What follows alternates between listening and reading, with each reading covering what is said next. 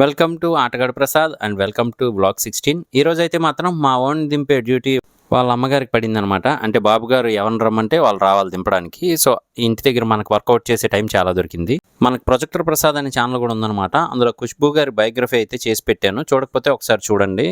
ఎప్పుడు స్మైలింగ్ ఫేస్తో ఉండే ఆవిడ ఇన్ని కష్టాలు పడ్డారా ఎంగేజ్లో అనిపిస్తుంది అనమాట. దాని తర్వాత అయితే మనం నిత్యవనంగా ఉండడానికి సంతూర్ సోప్ని అన్బాక్సింగ్ చేసి అయితే యూజ్ చేయడానికి రెడీ అయ్యాం. ఎవరెవరో ఏదేదో అన్బాక్స్ చేస్తుంటే నువ్వు సంతూర్ సోప్ అన్బాక్స్ చేసావంటే తప్పదు, మన రేంజ్కి ఇదే ఎక్కువ. ఇక మనం ఫ్రెష్ అయిపోయిన తర్వాత అయితే ఈరోజు రిసెప్షన్ ఉందని తెలిసింది. మా నాన్నగారి ఫ్రెండ్ వాళ్ళ పాపదంట. సో వీళ్ళు సీరియస్గా పని చేస్తూ ఉంటే మధ్యలోకి వెళ్ళకూడదు అనమాట. అది మన వీపు మీద పడితే చాలా వేడిగా ఉంటుంది సమ్మర్ కంటే కూడా. అది అయిపోయిన తర్వాత ఈరోజు టిఫిన్ ఏంటి అంటే కనుక పుదీనా రైస్ అని చెప్పారు. సో చూశాను, ఓకే. ఇప్పుడు మనం ఎదురుగా కామెంట్ చేయకూడదు అనమాట. వాళ్ళు పక్క వెళ్ళినప్పుడు బాగుందా లేదా అని వీడియోలో చెప్పచ్చు, కానీ ఎదురుగా ఉన్నప్పుడు అద్భుతం అనే చెప్పాలి. వ్లాగ్స్ అంటే అంతే కదా మరి. సో మొత్తానికైతే మనం ఫ్రెష్ అయిపోయాం, రెడీ అయిపోయాం రిసెప్షన్కి. కానీ పుష్ప సినిమాలో లాగా ఒక్కటి తక్కువైంది అనిపిస్తూ ఉంది కదా వాచ్ అన్నీ పెట్టినా కూడా. సో అది ఇంకేదో కాదనమాట, గిఫ్ట్. సో అది కూడా కొనేసాము.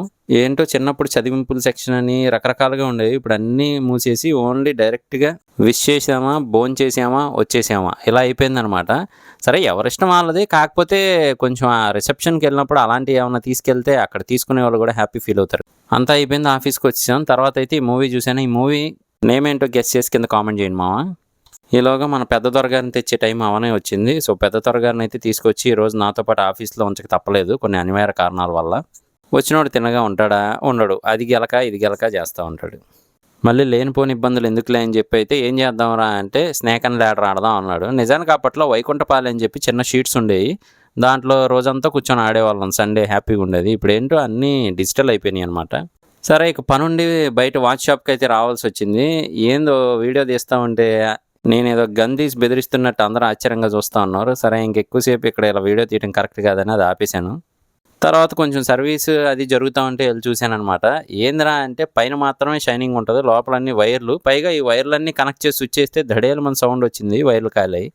అంతా అయిపోయింది. ఇంటికి వెళ్ళిపోయేటప్పుడు ఏమో కాన్ఫ్లెక్స్, లేదు అంటే చెక్కలు, చక్రాలు, కారపూస ఇంతకుముందు ఇంట్లో చేసేవాళ్ళు అనమాట. ఇప్పుడు అందరూ రోజులు మారాయి అని అయితే ఫాలో అవుతూ ఉన్నారు. ఏది కావాలన్నా బయట కొని తెచ్చుకొని నాకు అంత ఓపిక లేదు అనేస్తూ ఉన్నారు. అంటే మా ఇంట్లో కాదనుకోండి, కాకపోతే చేసి ఉంటారు కదా, వాళ్ళకు కూడా కొంచెం కొని తీసుకెళ్తే హ్యాపీ ఫీల్ అవుతారని అంతా అయిపోయిన తర్వాత కొనేసి అయితే తీసుకొని ఇంటికి వెళ్తా ఉన్నాను.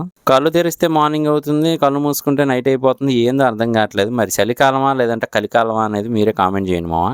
సరే ఇంటికి రాగానే మనోడికి సర్ప్రైజ్ ఇద్దాంలే, స్నాక్స్ అన్నీ చూపించి అనుకున్నాను. ఈలో మావాడు నాకు సర్ప్రైజ్ ఇచ్చాడు. ఏంటి అంటే బాగా నిద్ర వస్తుందని పడుకుని పోయాడంట.